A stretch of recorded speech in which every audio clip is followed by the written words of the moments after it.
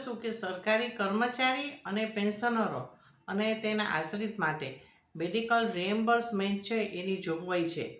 તો આજના વિડીયોમાં આપણે જાણીશું કે મેડિકલ બિલ છે એ કઈ રીતે સબમિટ કરવું અને કઈ રીતે રિએમ્બર્સમેન્ટ મળી શકે.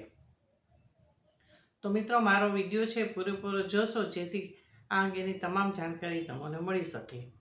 હવે મિત્રો, તમને બધાને ખબર છે કે સરકારી કર્મચારી છે અને પેન્શનરો એને આજની મોંઘવારીમાં એના ઘર ખર્ચને પહોંચી વળવા માટે થઈ અને સખત મહેનત કરવી પડે છે અને ઘણી સમજૂતીઓ પણ કરવી પડે છે. પેન્શનરને પણ વૃદ્ધાવસ્થામાં અશક્તતાને કારણે બીમારી હોય છે જેમાં દવાઓ લેવી પડે છે.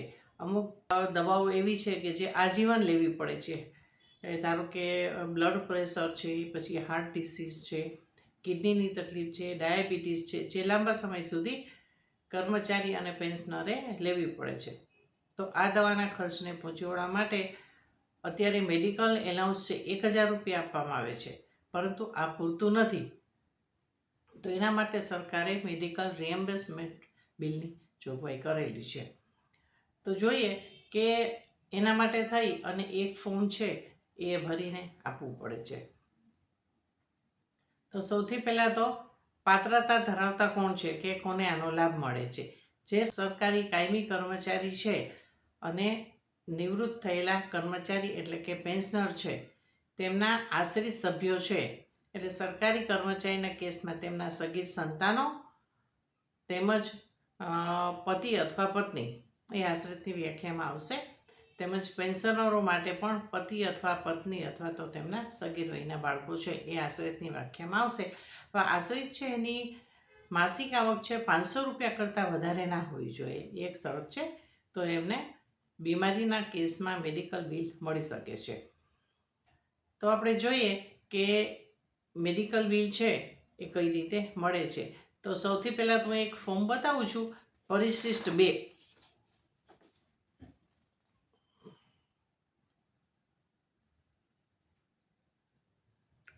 આગળ અને પાછળ બંને બાજુ ભરવાનું છે.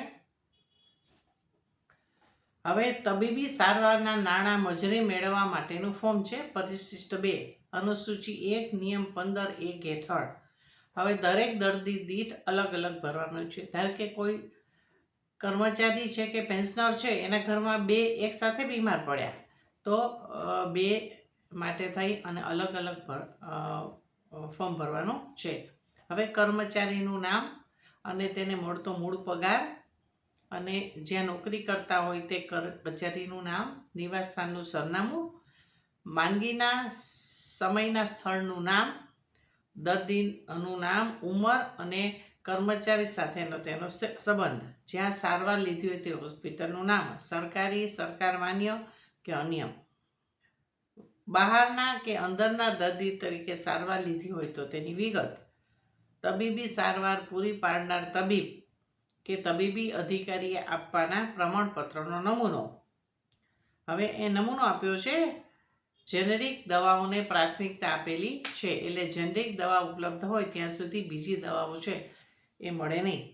આથી હું પ્રમાણિત કરું છું કે શ્રી જે કર્મચારી હોય તેનું નામ લખવાનું, કે વિભાગના કર્મચારી જે વિભાગમાં નોકરી કરતા હોય એના કર્મચારીનું નામ લખવાનું છે, પુત્ર, પુત્રી કે પત્નીને, હોસ્પિટલ જે હોસ્પિટલમાં તે હોસ્પિટલ ખાતે આ તારીખથી આ તારીખ સુધી ખાલી જગ્યા રોગ માટે જે રોગ હોય એનું નામ લખવાનું છે, સારવાર હેઠળ છે અને તે મેં લખી આપેલ દવાઓ દર્દીની હાલત સુધારવા, વધુ ગંભીર થતી અટકાવવા માટે જરૂરી હતી. સામાન્ય રીતે સ્ટોકમાં રાખવામાં આવતી નથી એવી દવાઓ હોસ્પિટલના સ્ટોકમાં નથી, જેના માટે આટલી ઔષધિ મહત્વ ધરાવતા સસ્તા પદાર્થ પ્રાપ્ય હોય તેવી સ્વામિત્વવાળી બનાવટો તેમજ પ્રાથમિક રીતે ખોરાકી ટોનિક પ્રસાધન કે જંતુનાશક હોય તેવી બનાવટોનો સમાવેશ થતો નથી. રોગનું નામ લખવાનું છે. અનિયમિત કે અસંયમિત ટેવોથી પ્રત્યક્ષ રીતે વધેલ કે થયેલ કે ઉગ્ર થયેલ નથી એવું પ્રમાણપત્ર આપવાનું છે. હવે પાછળના ભાગમાં છે વિગત અને ચૂકવેલ રકમ. હવે આ વિગત છે તેની અંદર તમારે દવાનું નામ લખવાનું છે અને બિલ નંબર અને તારીખ અને કેપિટલ અક્ષરમાં દવાઓ લખવાની છે ઇંગ્લિશમાં અને સામે રકમ લખવાની છે. હું તમને એક નમૂનો બતાવું છું જેમાં એક બિલ ભરેલું છે. એની અંદર છે આવી રીતે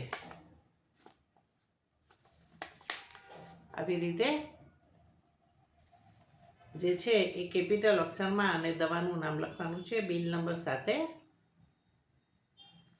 એટલે પાસ કરવા ઓફિસરને ખબર પડે કે તમારા પ્રિસ્ક્રિપ્શનમાં જે દવાઓ લખી છે એ જ છે કે શું, એ રીતે. હવે આ લખી લીધા પછી આવશે તબીબી સારવાર દરમિયાન હોસ્પિટલમાં થયેલ અન્ય ખર્ચની વિગત, ઓપરેશન, લેબોરેટરી ખર્ચ વગેરે, કુલ રકમ માટેનો દાવો કરેલા રૂપિયા, અમાન્ય દવાઓ અને નહીં મળવાપાત્ર ખર્ચ અને ચોખ્ખી મળવાપાત્ર કુલ રકમ. આ રીતે છે. અને પછી અધિકૃત ચિકિત્સકની સામી સહી અને સિક્કો અને જ્યાં તમે સારવાર લીધી હોય એ ડૉક્ટરના સહી સિક્કામાં આવશે.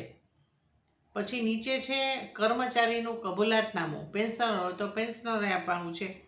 આથી હું જાહેર કરું છું કે મારા જ્ઞાન અને ધારણા મુજબ આ અરજી પત્રકમાં દર્શાવેલ વિગતો સત્ય છે અને તેના માટે તબીબી સારવારનો ખર્ચ થયો છે તે વ્યક્તિ હું પોતે છું અથવા તે વ્યક્તિ સંપૂર્ણપણે મારા પર આશ્રિત છે.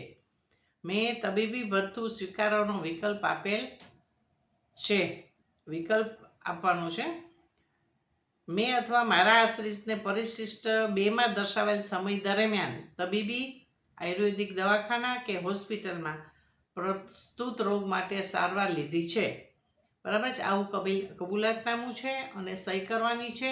કર્મચારી હોય તો એના વિભાગનું નામ અને કમ્પ્લીટ લખવાનું છે અને પેન્શનર હોય તો એના પીપીઓ નંબર લખવાના છે. આ રીતે પરિશિષ્ટ 2 છે એ ભરીને આપવાનું છે. હવે એની સાથે એક બાહેંધરી પત્રક છે. આ બાહેંધરી પત્રક છે. એક બેંકમાં પૈસા જમા કરવાનું છે, બીજું કર્મચારીનું બાહેંધરી પત્રક છે. આ પણ ભરવાનું છે. હવે જો પેન્શનર છે તો એમને ટ્રેઝરી ઓફિસમાં એક અરજી આપવાની છે. એનો નમૂનો આ છે મારી પાસે.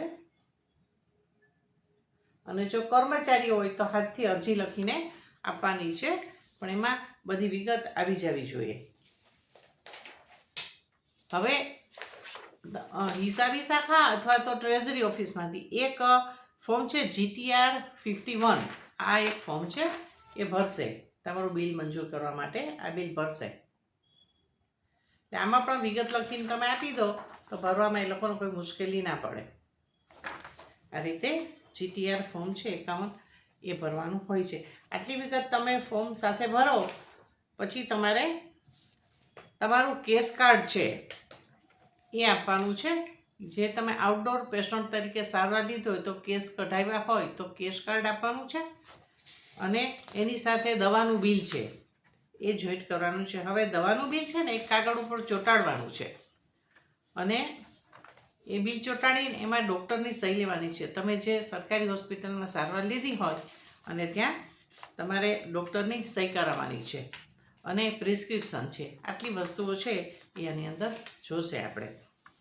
હવે આપણે જોઈએ કે દર મહિને મેડિકલ એલાઉન્સ છે એ કર્મચારીને 1000 રૂપિયા મળે છે ગુજરાત સરકારના કર્મચારીઓને. તો હવે 1000 રૂપિયા છે એ તમારે બંધ કરવાના છે. તો જ્યારે તમે વર્ષની શરૂઆત હોય એટલે ફેબ્રુઆરી મહિનામાં કર્મચારી અને પેન્શનર માટે છે ફેબ્રુઆરી મહિનામાં તેમણે એમની ઓફિસમાં અથવા તો ટ્રેઝરી ઓફિસમાં એક વિકલ્પ આપવો પડે છે કે હું છે 1000 રૂપિયા છે એ ફિક્સના હું લેવા માગતી નથી અથવા તો લેવા માગતો નથી. બરાબર છે. એવી એક અરજી આપવી પડે છે અને એ અરજી ઉપરથી તમારું છે એ મેડિકલ એલાઉન્સ છે એ દર મહિને જે 1000 રૂપિયા મળે છે એ બંધ થાય છે અને એને બદલે તમને આ મેડિકલ રિએમ્બર્સમેન્ટ મળશે. આ સરકારની જોગવાઈ છે. એટલે દર વર્ષે ફેબ્રુઆરી મહિનામાં આપવું પડે છે. એટલે એક વખત આપી દીધું હોય પછી દર વર્ષે આપવું પડતું નથી, પણ જ્યારે તમને મેડિકલ એલાઉન્સ મળતું હોય ત્યારે તમારે આ બંધ કરાવવું પડે છે. હવે આ મેડિકલ રિએમ્બર્સમેન્ટ છે, જો અત્યારે સરકારે આયુષ્યમાન કાર્ડ અને ગુજરાત સરકારના કર્મચારીને જી કાર્ડ આપ્યા છે, તો આ કાર્ડની અંદર એવું થશે કે તમે જ્યારે ઓપરેશનની જરૂર હોય કે કોઈ બીમારી માટે તમારે હોસ્પિટલમાં એડમિટ થવું હોય ત્યારે જ તમને એના પૈસા મળે કે એની અંદર તમારે કેશલેસ સારવાર મળે છે. પરંતુ ઘણા રોગમાં એવું છે કે તમારે હોસ્પિટલમાં એડમિટ ના થવું પડે, પણ આઉટડોર પેશન્ટ તરીકે તમારે દવાઓ લેવી પડતી હોય ત્યારે આ બિલની આપણે જરૂર પડે છે. હવે આ બિલ ત્યારે જ મળશે કે જ્યારે તમે આઉટડોર પેશન્ટ તરીકે સારવાર લેતા હો ત્યારે જિલ્લાની હોસ્પિટલ છે, સરકારી હોસ્પિટલ, તેના ડૉક્ટરના સહી સિક્કા તમારે જોશે. કારણ કે આ બિલ છે એ તાલુકાની હોસ્પિટલ છે તેના સુપ્રિન્ટેન્ડન્ટ કે તબીબી અધિકારીને સહી કરવાની સત્તા નથી. એટલે જ્યારે બિલની રકમ વધારે હોય, 10,000 રૂપિયા કરતાં વધારે હોય, ત્યારે જિલ્લાની હોસ્પિટલ છે ત્યાં તમારે જવું પડશે અને ત્યાં ડૉક્ટરના સહી સિક્કા કરવા પડશે. એટલે જો જિલ્લા હોસ્પિટલમાંથી સારવાર લીધી હોય તો તમારે આ બિલ મળી શકે છે. અથવા તો ગાંધીનગર કે અમદાવાદમાં રહેતા હો તો સિવિલ હોસ્પિટલ છે તેના ડૉક્ટરનું તમે આરએમઓની સહી કરાવો તો એ બિલ માન્ય રહે છે. હવે જોઈએ કે ઘણી વખત આપણને જી કાર્ડ હોય છે, તેની અંદરથી સારવાર લીધું હોય, પણ જે પેકેજ છે એવી અસાધ્ય બીમારી હોય કે જેમાં જી કાર્ડમાં એ પેકેજનો સમાવેશ ના થયેલો હોય, તો એવા કિસ્સામાં પણ તમે મેડિકલ રિએમ્બર્સમેન્ટ મૂકી શકો છો. અને એ સારવાર તમે સરકારી એમપેનલ હોસ્પિટલમાં લીધી હોય તો પણ એ માન્ય છે. પણ સામાન્ય રીતે આઉટડોર પેશન્ટમાં સરકારી જિલ્લા હોસ્પિટલ છે તેનું જ બિલ માન્ય રહે છે, તેનું જ પ્રિસ્ક્રિપ્શન માન્ય રહે છે. આ રીતે મેડિકલ બિલ છે એ તમે મૂકી શકો છો. હવે આ બિલ છે તમે દર મહિને પણ રજૂ કરી શકો, તો એક સાથે 3 મહિને અને 6 મહિને પણ રજૂ કરી શકો છો.